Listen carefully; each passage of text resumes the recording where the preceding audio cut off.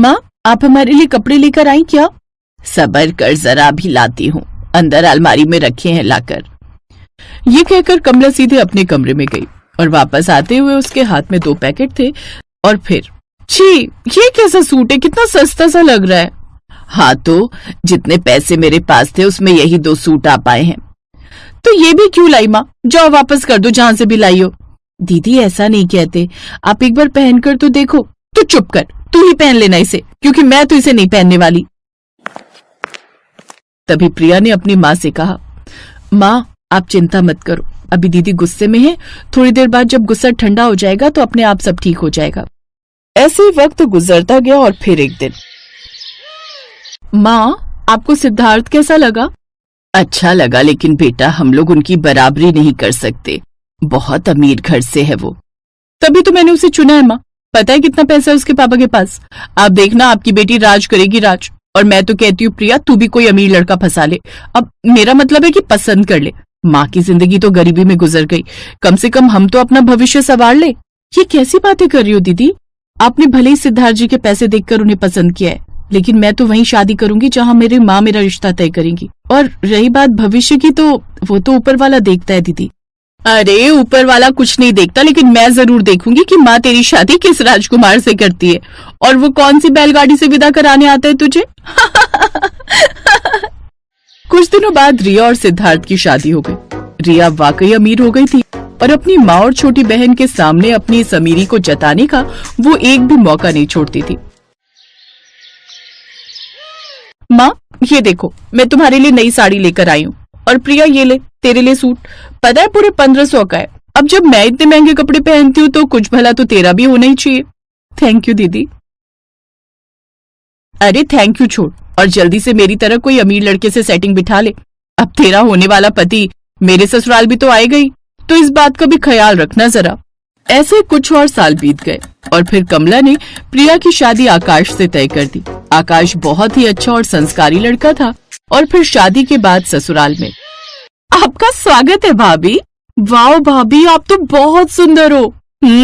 सच में भैया, किस्मत खुल गई आपकी तो। अपनी तीनों नंदों की बात सुनकर प्रिया शर्मा गई। उसकी तीनों नंदे मेघना, मोहिनी और मेघा बहुत प्यारी थीं। भाभी आपसे बात करके बहुत अच्छा लगा, अब हम अपने कमरे में चलते। भैया को भी तो आपसे ढेर सारी बातें करनी होंगी ना। चुप कर शैतान कहीं की। अच्छा भाभी, आपको किसी भी चीज की जरूरत हो तो मुझे आवाज दे देना। ठीक है। अब एक बात कहूँ? हाँ बोलो ना भाभी। आप तीनों बड़ी ही प्यारी हो। अपनी तारीफ सुनकर तीनों बहनें मुस्कुराकर अपने कमरे में चली गई और फिर आकाश कमरे में आया। तो क्या बातें चल रही थी भाभी और नंदों के बीच? कुछ नहीं, मैं बस ये कह रही थी कि वो तीनों बड़ी ही प्यारी हैं। हाँ ये तो है। पता है, माँ बाबूजी के जाने के बाद मैंने इन तीनों को अपनी बहनें नहीं बल्कि बेटियां मानकर पाला है।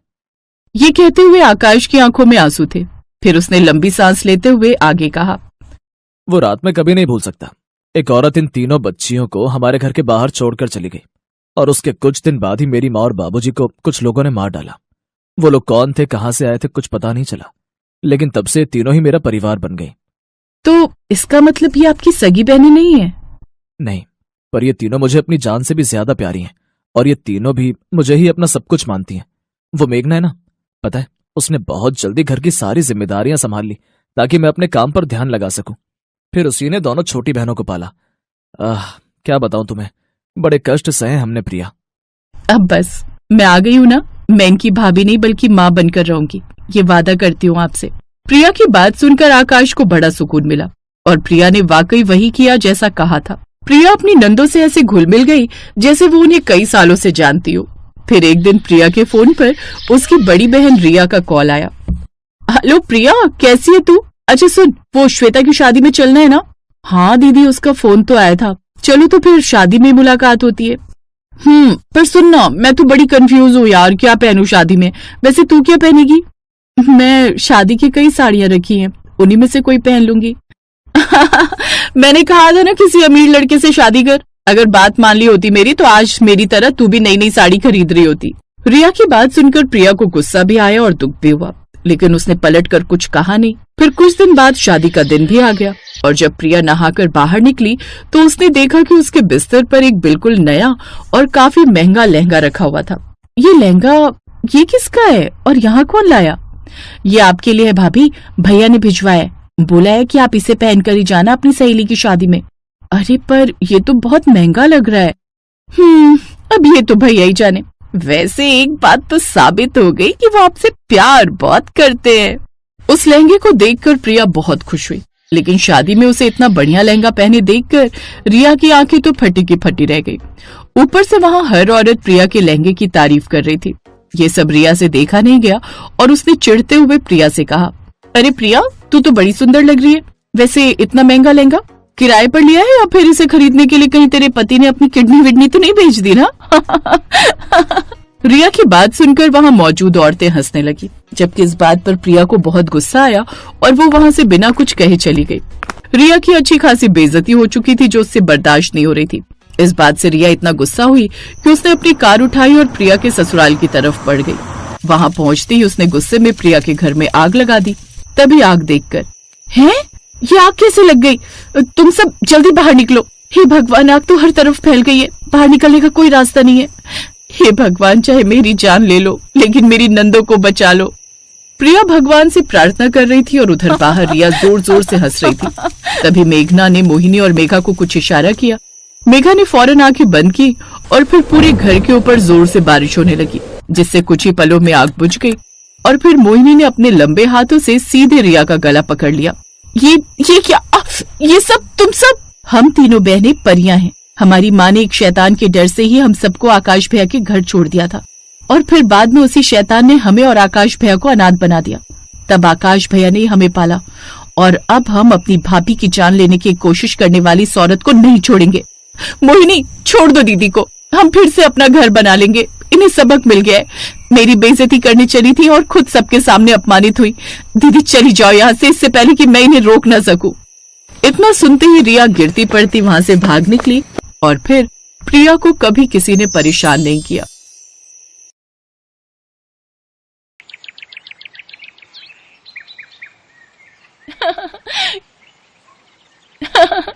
कितना मजा आ रहा है ना?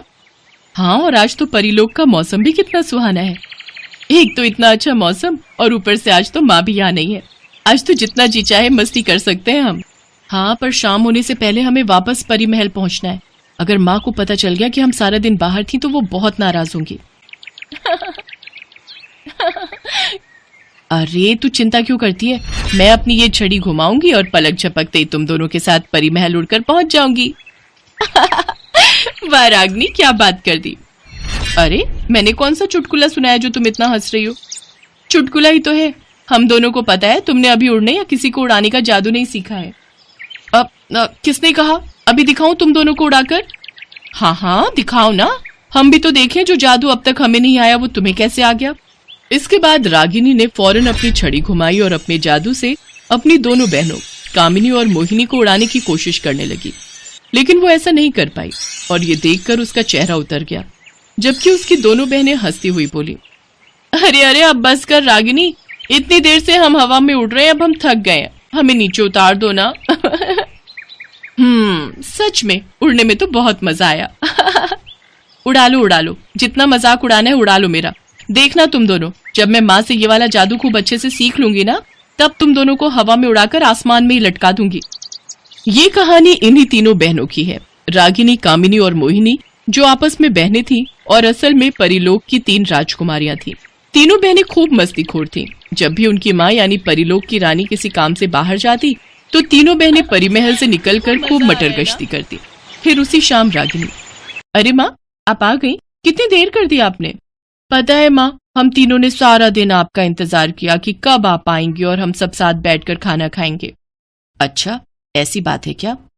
इतना कहते ही रानी परी ने अपनी आंखें बंद की और अपने जादू से उस बीते दिन को अच्छी तरह देखा। मैंने सब देख लिया कि तुम तीनों कैसे झूले में बैठकर मेरा इंतजार कर रही थी, वो भी सारा दिन। क्यों, सही कहा ना मैंने? माँ आप ये कैसे कर लेती हो? अरे पागल, माँ को कौन सा जादू नहीं आता? माँ हमें भी सिखाओ ना, हमें भी सारे जादू सीखने हैं। हाँ हमें चीजों को उड़ाना तो आता है पर खुद नहीं उड़ना आता। वो इसलिए क्योंकि तुम तीनों बहुत चंचल हो। जादू सीखने के लिए बहुत एकाग्र होना पड़ता है। चलो अब ये सब छोड़ो और खाना खाकर सो जाओ। कल तड़के सुबह ही मैं तुम्हें सिखाऊंगी कि कैसे उड़कर कहीं भी पहुंचा जा सकता है। ठीक है? ठीक है माँ। जब वो तीनों सो रही थी तभी खिड़की के पास एक आदमी आया और बोला, सो गई महाराज, तीनों सो गई। इस परिलोक की सत्ता अपने हाथ में लेने का वक्त अब आ गया है। ये तीनों अब जाएंगे परिलोक से बाहर और रानी परी जाएगी जेल में और मैं और आप बैठेंगे परिलोक के सिंहासन पर। महाराज अनंत सिंह की जय हो, जय हो। ये है परिलोक का महामंत्री और रानी परी का सलाहकार अनंत सिंह, जो असल में बहुत ही दुष्ट था। अनंत सिंह सारे जादू जानता था और खुद परिलोक का राजा बनना चाहता था। उसने अपने जादू से रानी परी को बेड़ियों में कैद करके उनसे उनकी जादुई छड़ी भी छीन ली। दुष्ट अनंत सिंह, तूने दिखा दी ना अपनी असलियत। मैं तुझे छोड़ूंगी नहीं। तू क्या कर लेगी बुढ़िया? तेरी छड़ी तो मेरे पास है, तो अब तुझसे कोई जादू तो होगा नहीं। और रही बात तेरी बेटियों की, तो उन्हें भी ठिकाने लगा चुका हूं मैं। रानी परी को लगा कि अनंत सिंह ने उसकी तीनों बेटियों को मार दिया है। वो फूट फूट कर रोने लगी। उधर धरती पर जब तीनों राजकुमारियों की आंख खुली तब, अरे ये हम कहाँ आ गए और ये हमारे कपड़ों को क्या हुआ? माँ कहाँ है और हमारा परी महल? लगता है ये धरती लोक है। माँ ने मुझे बताया था इस लोक के बारे में, पर हम यहाँ आए कैसे और अब वापस कैसे जाएंगे? चलो किसी को ढूंढते हैं और उससे मदद मांगते हैं। अनंत सिंह के जादू से तीनों राजकुमारियों के कपड़े एकदम सादे हो चुके थे और वो बहुत ही गरीब दिख रही थी। फिर एक झोपड़ी के बाहर रुककर रागिनी ने कहा, कोई है? हाँ मैं हूँ, पर तुम कौन हो बेटी? प्रणाम माँ जी, मेरा नाम रागिनी है और ये दोनों मेरी बहनें हैं, मोहिनी और कामिनी। हम तीनों, अब क्या हुआ बताओ? हम तीनों को बहुत भूख लगी है। हमारा इस दुनिया में कोई अपना नहीं है। अरे ऐसा क्यों कहती हो? वो ऊपर वाला है ना, वो सबका रखवाला है। आ जाओ, अंदर आ जाओ। सरला की झोपड़ी ज्यादा बड़ी नहीं थी। वो उस झोपड़ी में अपने 3 बेटों के साथ रहती थी, रमेश, महेश और कमलेश, जो कि लकड़हारे थे और स्वभाव से बहुत ही मेहनती और दयालु थे। ऐसे ही कई महीने बीत गए। फिर एक दिन, अब मेरी उम्र हो गई। पता नहीं मुझे कब भगवान अपने पास बुला लें। तुम लोगों का भी तो कोई नहीं है, तो मैं चाहती हूँ कि तुम तीनों मेरे बेटों से शादी कर लो, अगर तुम्हें कोई ऐतराज ना हो तो। तीनों राजकुमारियों को इससे कोई ऐतराज नहीं था।